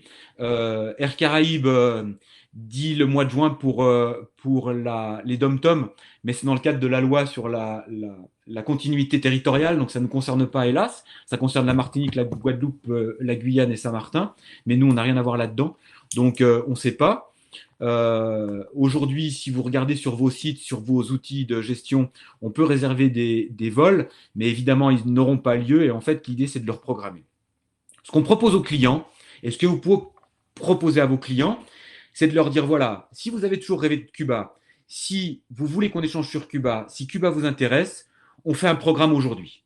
Parce que votre agence est ouverte ou parce que vous les avez en contact par téléphone, on fait un programme. Et nous, on s'engage à maintenir le programme, maintenir le prix sur l'année 2021, par exemple, et le client pourra réserver au minimum un mois avant. C'est-à-dire que si les frontières se réouvrent, je dis n'importe quoi, au mois de janvier, et que le client, entre aujourd'hui et le mois de janvier, il a totoché avec vous un joli programme. Il sait que ça va lui coûter 2000 euros par personne. Eh bien, à ce moment-là, il va nous dire, c'est bon, je bloque octobre, et on va lui assurer ce prix-là, et on va lui assurer toutes ces réservations-là sur ce programme-là. L'idée, c'est de permettre aux clients et de vous permettre à vous de maintenir l'activité sur la durée, tout simplement. Un tarif approximatif pour un circuit de 11-12 jours et 3-4 jours en balnéaire à la fin. Alors, c'est Jérôme qui nous demande. Alors, évidemment, tout va dépendre de ce qu'on y fait, du programme. On a 3 choses, l'hébergement, forcément, le transport et les activités. Nous, on dit aujourd'hui, pour avoir un beau programme complet, pour avoir un programme où les clients ne s'ennuient pas, sur une base de 2 personnes, un couple, hein, puisque plus on est nombreux, plus le déplacement va être bas, forcément, par personne. Donc, pour 2 personnes, un beau programme, on peut imaginer 120 € par jour et par personne, sans le billet d'avion. Ça veut dire 120 € x 10 jours, 1200 €, 800 € grand maximum de billets d'avion, 2000 €. Le client, il va faire 10 jours à Cuba par personne pour 2000 €. Il sera accompagné de son pas à l'aéroport jusqu'à son dernier pas à la salle d'embarquement à La Havane, parce que quand il quitte Cuba, on a une assistante qui est à l'aéroport et qui fait un coup de fil avec lui. Hein, il va arriver à l'aéroport, il va y avoir 400 personnes qui font la file pour prendre l'avion. Nous, on a un coup de fil et en fait, on passe de côté. Le client n'a pas d'attente à l'aéroport. Toutes sortes de petits détails. Tout à l'heure, j'ai vu qu'il y avait une question sur l'essence, la voiture. Aujourd'hui, pour se déplacer à Cuba, parce qu'il faut obligatoirement faire un circuit, on va avoir les coupures d'eau, d'électricité et l'essence. Alors, l'essence, on va commencer par l'essence. Le déplacement, aujourd'hui, on a 2 possibilités de déplacement. Soit on va prendre un chauffeur, et je vais vous dire, proposez le chauffeur à vos clients. C'est pas un chauffeur guide, c'est un chauffeur en fait. Hein. Donc on appelle ça taxi autrement chez nous. Donc en fonction du nombre de personnes, on aura une taille plus ou moins différente de véhicules. Et en fait, je vais vous donner les avantages. Le chauffeur, il est en permanence en contact avec à la fois le concierge des clients et en contact avec notre représentant dans toutes les villes. On a un représentant francophone dans tous les points qu'on a évoqués tout à l'heure, et ce représentant francophone, en fait, il va accueillir les clients. Bonjour, monsieur, madame Martin, bienvenue à Trinidad, je vous attendais, est-ce que le circuit s'est bien passé? Je vous accompagne à votre maison particulière. On échange, on discute, etc., etc., et on l'accompagne jusqu'à la maison particulière où là, il va rencontrer quelqu'un d'autre. Donc, le chauffeur, il est en contact, ça permet en fait de ne pas perdre les clients. Pourquoi c'est avantageux? Parce que lorsqu'il a un chauffeur, il n'a pas d'essence à payer et il n'a pas d'essence à chercher. Effectivement, Trump a arraisonné 3 supertankers qui arrivaient dans la baie de la Havane pour raffiner du pétrole du Venezuela. Donc forcément, pénurie de pétrole en septembre, octobre, novembre. Tous les visiteurs qui étaient en voiture ont eu des galères invraisemblables. Nous, 90% de nos clients sont avec des chauffeurs et le réseau du chauffeur professionnel n'est pas le même réseau d'essence que le particulier. Donc en fait, on n'a pas eu de souci d'essence à notre côté et avec un chauffeur, on n'a pas de souci d'essence. C'est le premier point. Donc pas d'essence à chercher, pas d'essence à trouver, pas d'assurance à payer. On n'a pas de possibilité de garantie de caution d'assurance comme chez Avis, Budget, Hertz, toutes ces compagnies internationales, on les oublie à Cuba. Elles n'existent pas, c'est des loueurs d'État cubains. Et il faut payer l'assurance directement en espèces ou en carte sur place. Et il n'y a pas de possibilité de s'exonérer de cette garantie d'assurance. Donc pas d'assurance à payer, pas de souci de distance, il n'y a pas des panneaux comme il y a partout chez nous avec les autoroutes, les routes, etc. Donc souvent les clients se perdent. Donc s'ils se perdent, ils s'engueulent. Je t'avais dit de passer par là, ben non, fallait passer par là, t'avais qu'à m'écouter, etc. C'est pas très reposant comme séjour, tandis qu'avec la voiture et le chauffeur, ils attendent et le chauffeur les guide, les accompagne. Autre point. Et puis un petit point qui est important d'évoquer, quand vous avez une voiture de location votre immatriculation commence par un T de touriste. Et quand vous êtes avec un chauffeur, votre immatriculation commence par un P de particulier. Autant dire que quand vous êtes avec un T de touriste et que vous arrivez à Trinidad, c'est le drame. Tous les oiseaux du coin qui attendent des touristes sautent sur votre voiture et vous disent « Je vous attendais, bienvenue, je vous accompagne » et emmènent les clients n'importe où. Donc, c'est beaucoup plus confortable d'être avec un chauffeur. C'est très important. Coupure d'électricité. Dans nos casas particulars, ils sont tous équipés de systèmes comment on appelle ça, de moteurs. Donc, en fait, il n'y a pas de coupure d'électricité, sauf s'il y a vraiment une coupure générale. Moi, j'étais au bureau à la Havane au mois de novembre. Et effectivement, on a eu dans la vieille Havane des coupures d'électricité pendant une après-midi. Donc, de 2h à 5h, plus de climatisation, plus de bureaux, plus d'ordinateurs, plus de contacts. C'était un peu compliqué, surtout pour la climatisation. C'est vraiment ce qui est le plus compliqué. Et puis, les coupures d'eau, de la même manière, les casas particulières qu'on propose sont très bien équipées. Hein. On a des stocks d'eau sur les toits. Donc, on n'a aucun problème de coupure d'eau, sauf de manière exceptionnelle. Et comme je l'ai évoqué tout à l'heure, à Cayo Levissa, où effectivement à Cayo Levissa, on a des problèmes de coupure d'eau, ce qui pose des tonnes et des tonnes de problèmes, des problèmes sanitaires, d'hygiène, etc. Et il y a des moments où effectivement, il faut nous faire confiance et on dira à vos clients, eh ben non, on va pas à Cayo Levissa. On trouvera une alternative, mais on n'ira pas à Cayo Levissa. Parce que c'est catastrophique, quoi.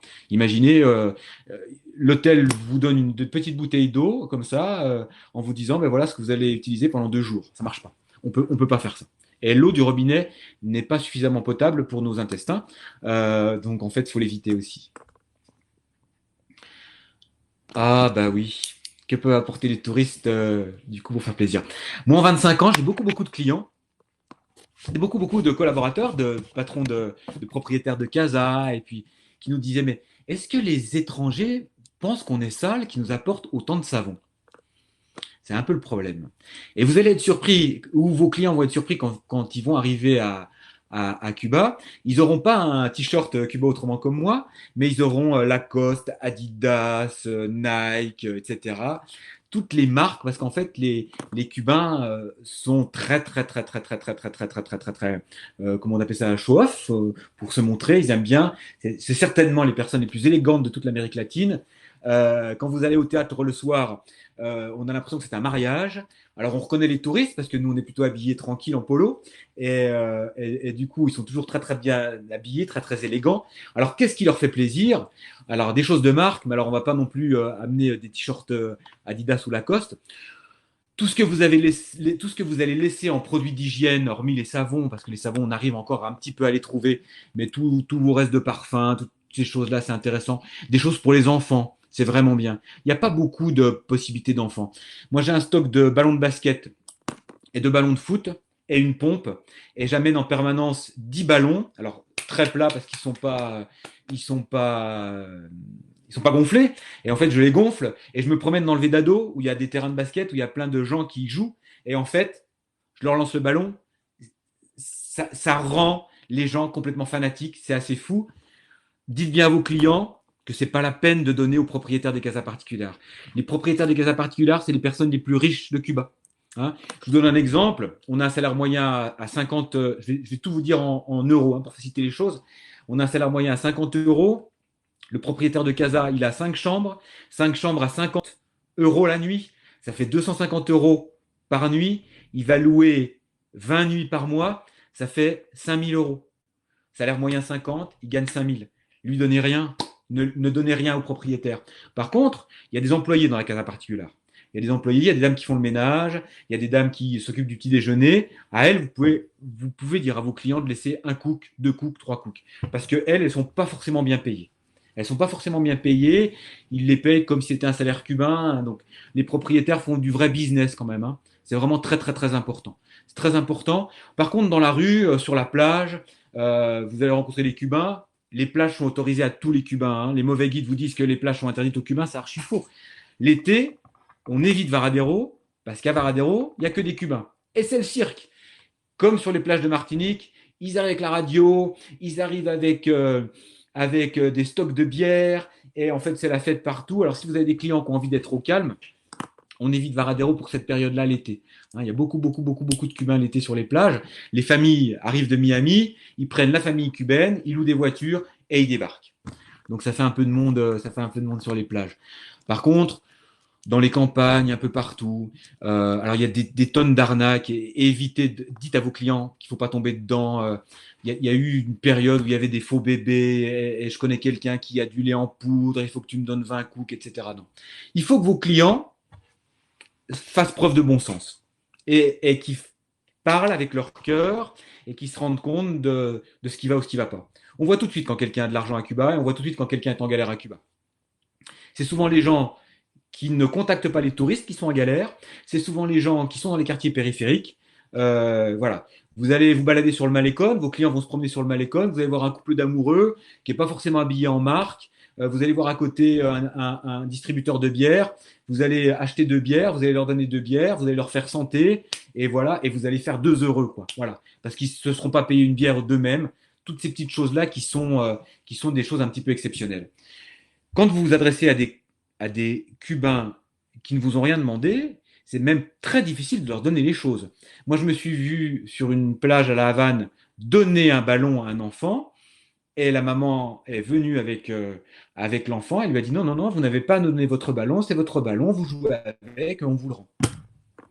Difficile, hein, parfois. Hein, difficile. En autotour, y a-t-il beaucoup de choix de restos? Ben oui. Ouais, il y a des restos partout. Pareil, hein, on va vous dire, on mange mal à Cuba. C'est pas vrai, on mange très très bien à Cuba. Vos clients vont recevoir avec leur visa ce petit guide. C'est un petit guide, c'est notre guide. C'est nous qui l'avons créé.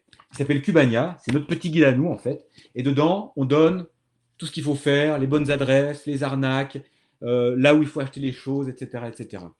On l'a mis à jour, c'est une édition 2019-2021. L'an prochain, on en rééditera un autre parce que les hôtels arrivent et les hôtels disparaissent. Il faut surtout pas que les clients aillent voir sur TripAdvisor qui dit n'importe quoi. TripAdvisor, c'est des Américains, des Canadiens, donc c'est pas nos goûts français.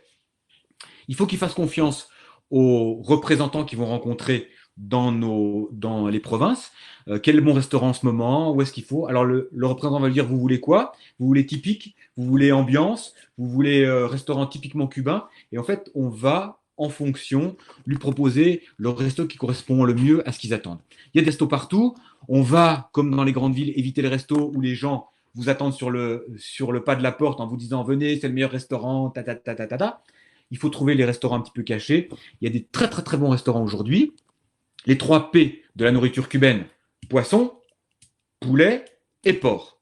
Ok, mais crevettes aussi, langoustes aussi, poisson, il y a 1000 sortes de poissons, le poulet, il y a 1000 sortes de le faire, et le porc, pareil. Il y a des plats typiques, on a des cours de cuisine assez exceptionnels, avec des rencontres assez incroyables.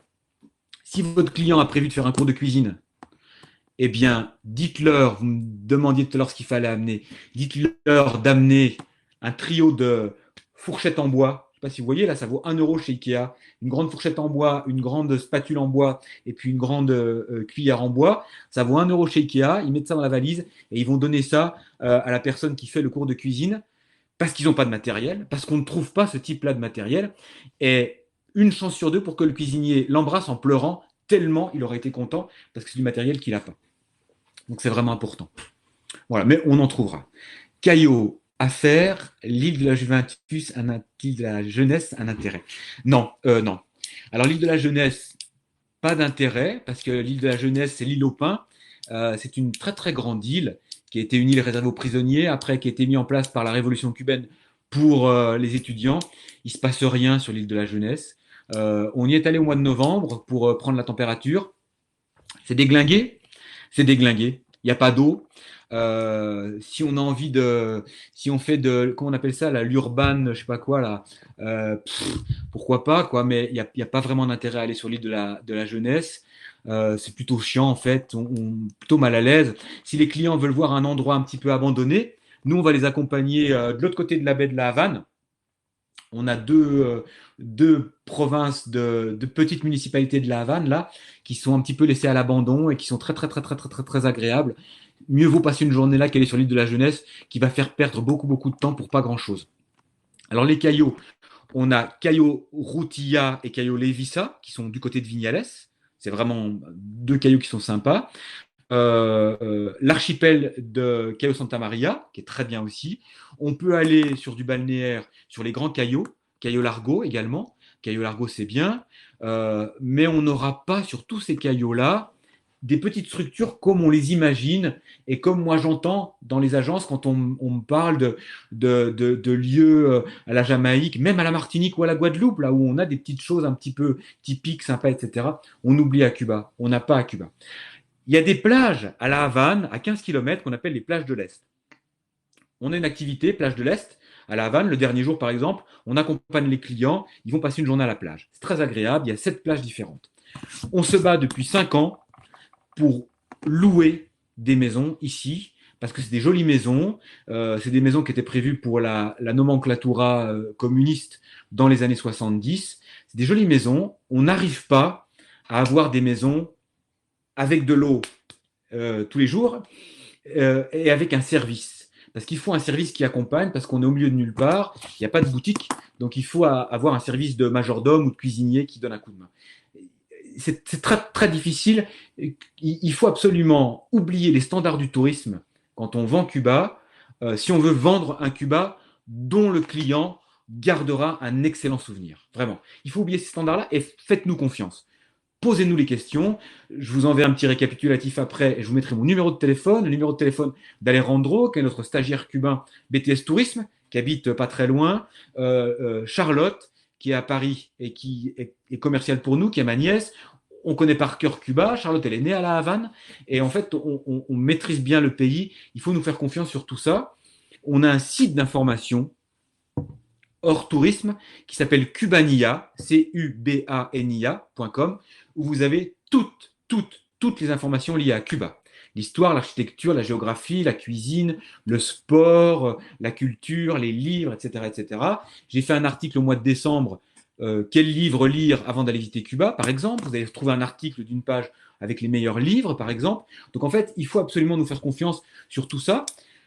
Vous me parleriez de n'importe quel pays. Je suis incapable de vous en dire un mot parce qu'en fait, à part Cuba, je ne connais rien d'autre, quoi. C'est pour ça que c'est important. Les cartes de tourisme, bien sûr, on les fournit, il n'y a aucun souci. On les envoie soit à l'agence, si vous voulez que ce soit vous qui fassiez l'intermédiaire, soit on les envoie directement au client. S'il y a un autotour, on va envoyer une carte Michelin, ou on la donnera sur place. C'est la meilleure carte qui est liée à Cuba. On leur enverra le guide Cubania, ou on vous l'enverra pour que vous le remettiez à vos clients. Ce n'est pas du tout un souci. Donc ça, on le fait. Avec les cartes de tourisme et la manière la plus... On explique un petit peu comment la compléter, parce qu'il ne faut pas de rature, etc., etc. Mais c'est quelque chose qu'on fournit, qui est dans le package du programme. La sécurité, c'est très très bien comme question, parce que c'est une question qui revient souvent. Et aujourd'hui, Cuba, c'est le pays le plus sûr d'Amérique latine, le pays le plus sûr de tout le continent américain, et certainement un des pays les plus sûrs au monde. C'est pas la Suisse, mais on travaille beaucoup avec des Suisses et avec des agences suisses, avec un tour opérateur suisse. Et aujourd'hui, il ne se passe rien à Cuba parce que c'est une dictature socialiste, toujours, j'insiste quand je dis ça. Alors, c'est pas la Corée du Nord, on s'en rend pas compte, mais moi, j'habite pas très loin de Dijon, et c'est pour moi beaucoup plus aisé de me promener la nuit à La Havane à pied que de me promener la nuit à La Havane dans les rues de Dijon. Vraiment. Il y a de la petite arnaque. La petite arnaque, c'est le type qui va vous dire je vous accompagne, je vais vous emmener au château de Fidel Castro pour danser la salsa. Plus c'est gros, plus ils osent. Alors c'est de la petite arnaque comme ça, mais après en matière de sécurité, la sécurité de l'État est là. Hein. C'est un pays qui vit en guerre contre son principal ennemi du fait de l'embargo, qui est le plus proche de lui, donc il y a une vraie sécurité de l'État. On ne fait pas ce qu'on veut, on raconte pas des bêtises dans un hall d'hôtel à 2h du matin. On a des clients sous qui ont fait ça. Du coup, l'hôtel a appelé notre assistance en fait, hein, et la conciergerie du lieu est venue. En fait, donc on est venu, on a calmé tout ça. C'est important parce qu'on fait pas non plus quand même ce qu'on veut. Mais par contre, la sécurité, il y a aucun problème. Je suis allé à Cuba il y a un an avec une amie qui vit au Pérou. Elle n'en revenait pas qu'on aille courir, faire du footing sur le Malecón à 4h30 du matin. On va à 4h30 du matin parce qu'il n'y a personne. Et puis parce que qu'il fait frais, c'est surtout pour ça. Donc elle pensait qu'on allait se faire agresser. Elle était surprise qu'on traverse les rues de La Havane dans une voiture, toute fenêtre ouverte. On fait tous les quartiers. Moi, quand je suis à Cuba, à La Havane, j'habite la vieille ville, mais mon frère habite le Vedado, donc je passe par Centro Habana. Jamais personne ne m'a même parlé, quoi. Hein. C'est-à-dire que, à part dans les endroits très très touristiques où on va vous dire mi amigo, my friend, viens, on va vous demander quelque chose. Mais partout ailleurs, personne ne vous demande rien. Personne vous demande rien. En revanche, si vous avez quelque chose à demander, et si vos clients ont quelque chose à demander, faut pas hésiter. Et là, on va les aiguiller. Le coût d'un chauffeur par jour environ. Alors, j'ai pas les tarifs en tête, je suis pas très professionnel. On a fait le calcul, on a un petit tableau comparatif entre une voiture de location et un chauffeur. On est à peu près, avec les charges supplémentaires, à peu près pareil. Il faudrait que j'ouvre mon logiciel de tarifs, Florence. Mais Florence, on s'envoie un petit mail après. Et puis, je peux te dire ce qu'il en est, sachant que quand je dis qu'il faut 100-120 euros par jour et par personne pour avoir un programme, c'est un programme avec un chauffeur. C'est important de dire aux clients, attention, le chauffeur n'est pas un guide. Hein.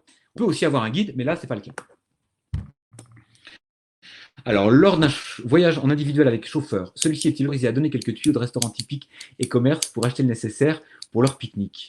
Oui, il peut le faire, il va le faire. Il va être très très gêné de le faire parce que c'est même s'ils sont habitués à travailler avec des touristes, on a aujourd'hui deux types de chauffeurs. Le chauffeur qui est un petit peu militaire et qui va dire moi mon métier c'était de faire ça à ça, et puis on a un autre chauffeur qui va en faire un peu trop. Et puis on va lui dire mais qu'est-ce que tu es allé raconter au client, pourquoi tu l'as emmené là?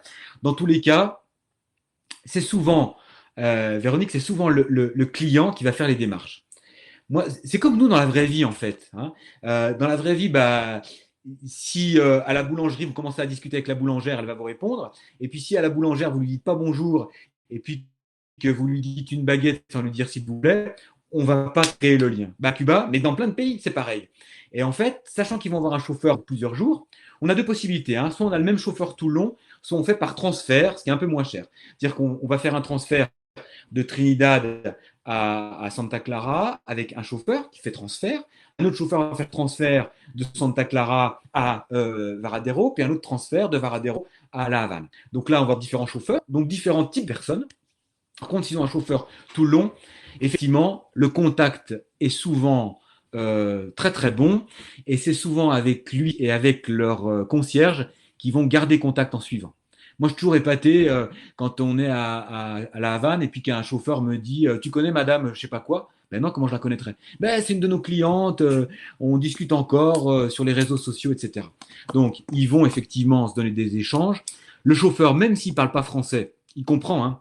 Quand on lui dit photo, quand on lui dit arrêt, stop, faire pipi, manger, enfin voilà, il va pouvoir lui trouver des solutions. Et il va vraiment les accompagner.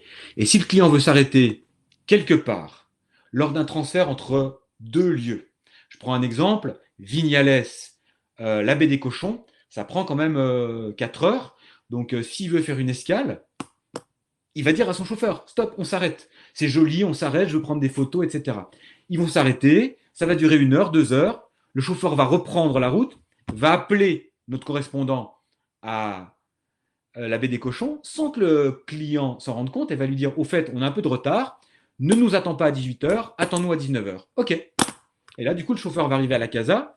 Et comme par enchantement, même si le client trouve qu'on est bien en retard, notre correspondant sera là, Yaniel, entre autres, à la baie des Cochons. Je pense à lui parce que c'est aussi lui dont les clients se souviennent le plus, parce qu'il a un très très bon contact. Et donc, Yaniel va les accueillir comme si de rien n'était. Donc, ce n'est pas du tout un problème. Et le chauffeur va le faire, bien sûr. Si le chauffeur ne le fait pas, notre client appelle l'assistant. Et il va dire à son concierge, le chauffeur, il est un peu zozo, quoi. Hein, alors, le concierge va le dire au chauffeur, essaye de faire mieux, etc. Pareil, on essaye vraiment de les former au mieux au contact du client, mais c'est souvent des chauffeurs qui étaient à la base chauffeurs de taxi, donc ils n'étaient pas formés pour faire autant de routes avec les mêmes personnes. Voilà. Et accessoirement, c'est important, vos clients vont vous dire, j'ai trouvé un chauffeur qui me propose de faire le tour de l'île. Il est obligatoirement pas légal, et s'il n'est pas légal et qu'il y a un accident, sortez de ce plan-là, parce que s'il y a le moindre souci, c'est nous qui allons en porter le mauvais résultat. C'est vraiment important. Nous, nos chauffeurs sont légaux, donc ils ont une licence de tourisme, ils ont une licence de circuit, donc ils peuvent le faire officiellement et on n'a pas de souci en cas de n'importe quoi, d'accident, de tout ce qui peut se passer, quoi. Il y a eu aussi des accidents, il y a eu des problèmes. On a un collègue qui vend Cuba, qui a un bus qui s'est retourné sur l'autoroute. Bon, voilà, il y a eu heureusement, tout était officiel. Quand c'est pas officiel, c'est plus compliqué. Quelle période est à privilégier? Ah, on n'en a pas parlé. C'est bien. C'est bien, c'est bien. Alors, la période, on est au-dessus de l'équateur. Donc, l'été, c'est l'été. Et l'hiver, c'est l'hiver. L'été, c'est catastrophique en matière de chaleur. C'est-à-dire qu'on a des clients, vous avez des clients qui sont obligatoirement en vacances au mois d'août. Donc, on ne va pas leur dire, ben non, venez au mois de novembre. S'ils doivent, parce qu'ils ont 5 semaines ou 3 semaines de congé au mois d'août, venir au mois d'août, qu'ils viennent au mois d'août. Simplement, ils auront très chaud. Ils auront très très chaud. À partir de maintenant, là, il commence à faire très chaud. Jusqu'au mois de septembre, il fait très chaud, très très chaud, avec des pluies violentes et très courtes. Alors les pluies, c'est rien. Hein. On va avoir un orage invraisemblable, une pluie qui va amener 20 cm d'eau dans les rues de la Havane, et puis 1 heure après, tout a séché, il n'y a même plus de traces d'eau. Mais surtout, c'est très très humide, très très lourd. Alors nous, on travaille, c'est insupportable, mais pour les clients, c'est supportable, mais plus difficilement quand même. Donc l'été, c'est compliqué. L'hiver, c'est génial. À partir de novembre, décembre, janvier, février, mars, avril, mai, encore mai, c'est 6-7 mois qui sont super agréables. Ce qui va faire la différence, c'est les compagnies aériennes. Vous allez voir sur les systèmes, sur Amadeus et compagnie, un vol Air France, il peut aller, comme toutes les destinations, de 600-700 euros à 2000 euros. Alors c'est vraiment dommage de partir le 26 décembre et de revenir le 3 janvier et de payer 4000 euros de billets d'avion à deux et de ne pas mettre cet argent-là dans un séjour sur place. C'est vraiment ça. Donc c'est le billet d'avion qui va un peu faire la différence, mais c'est aussi votre métier de choisir la bonne organisation. Mais en matière de période, on est tranquille vraiment là. Après, l'été, ça se passe bien aussi. Hein, il y a un peu de vent. Voilà, surtout que les clients sont en vacances. Les voitures sont climatisées. Les casas particulières sont climatisées. Les hôtels sont climatisés. Tout est climatisé. Et puis, on a plutôt un circuit, vous l'avez vu, hein, qui est en bord de mer. Donc, il fait forcément moins chaud quand on est à Trinidad ou à Cienfuegos que si on était en plein milieu à Holguín. Les circuits sont sur mesure, quelle que soit la grandeur du groupe. Oui, quelle que soit la grandeur du groupe. On fait beaucoup d'incentives. Hein, on a un groupe là qui devait partir au mois de mai, donc qui est reporté au mois de juin l'an prochain. C'est un groupe de 20 personnes. On a des comités d'entreprise, donc c'est pareil. On a eu un comité d'entreprise d'une banque.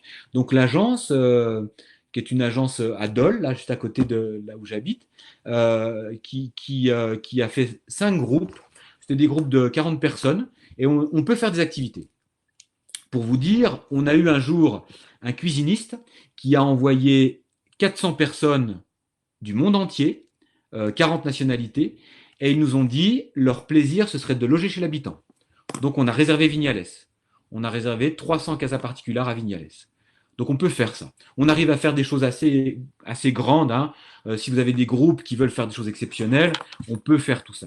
On peut faire des belles rencontres, hein, l'historien de la ville, des rencontres historiques, des rencontres culturelles, des rencontres architecturales, des rencontres cubaines tout simplement, des rencontres sportives.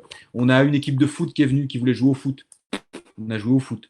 On fait du rugby à Cuba. On fait un peu de tout à Cuba et on peut trouver ce qui plaît le plus. Les enfants à partir de quel âge ? Il n'y a pas de matériel. Il n'y aura pas de, à part dans les hôtels balnéaires où il y a des lits à barreaux, etc. Dans les casas particulières, il n'y a pas forcément de matériel. Les seuls sièges auto de Cuba, c'est nous qui les avons dans notre bureau parce qu'on a des clients qui nous les ont laissés. Donc, on doit avoir une quinzaine de sièges auto en fonction de l'âge. Mais les enfants sont toujours les bienvenus à Cuba parce que l'enfant, si vos clients se promènent dans les rues de La Havane avec un bébé de, je sais pas, de 8 mois, 10 mois, 12 mois, 15 mois, tous les gens vont leur sauter dessus pour prendre le bébé dans les bras. Parce que le bébé. Donc ça, c'est assez exceptionnel.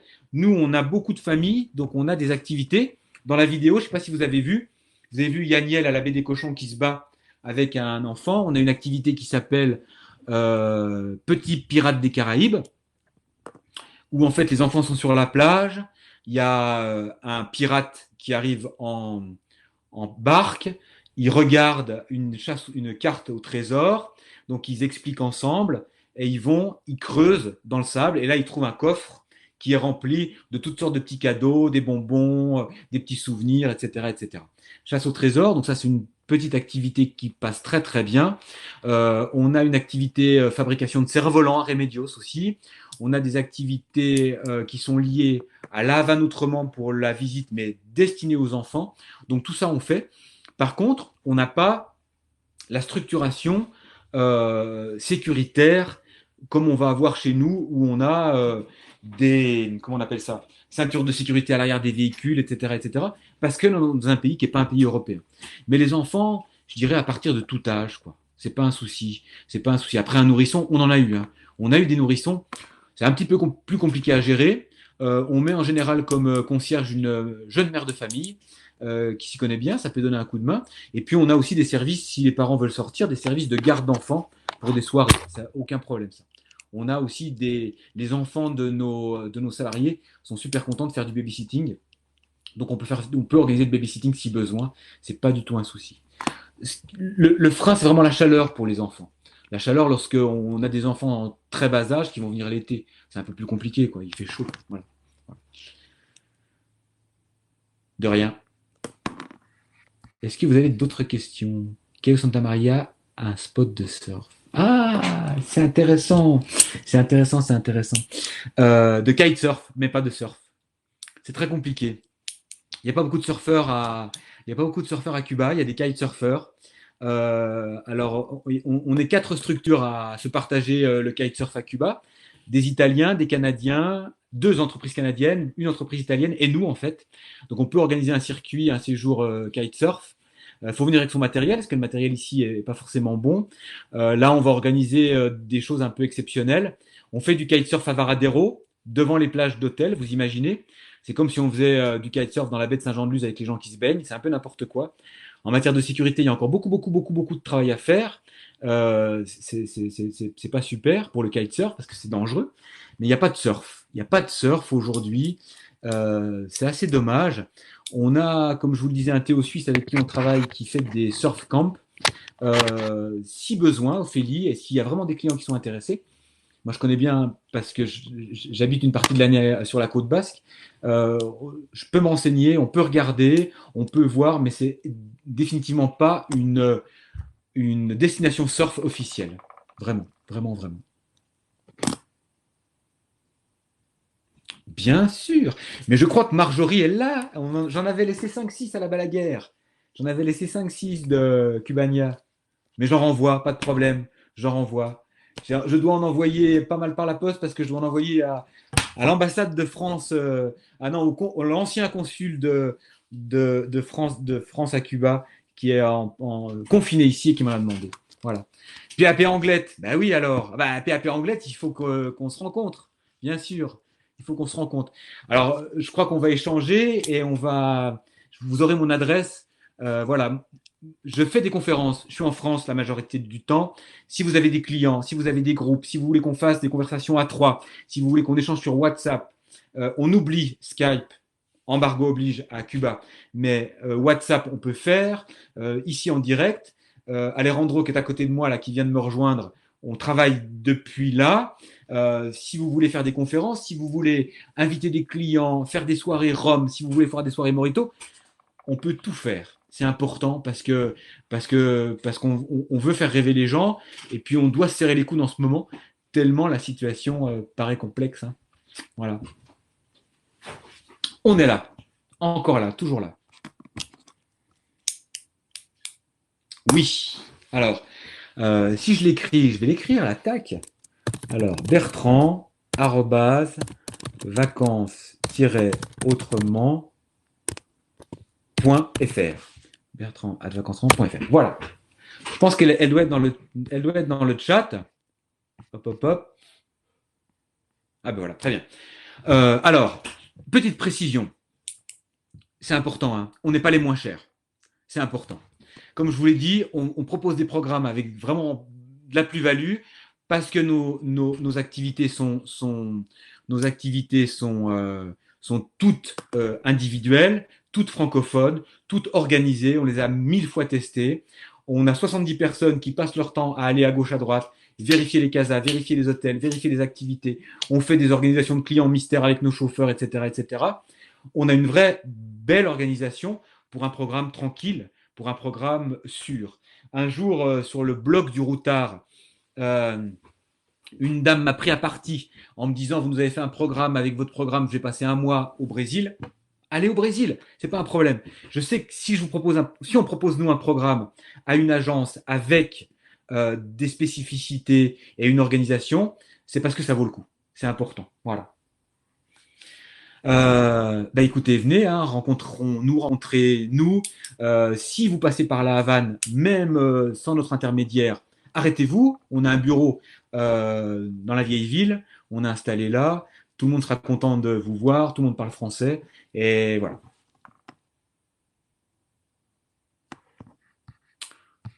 Je crois qu'on a terminé. Je vais m'en aller. Hein. Tout va bien, tout est fini. On se déconnecte. Merci à tous. Merci beaucoup. À bientôt. Merci beaucoup.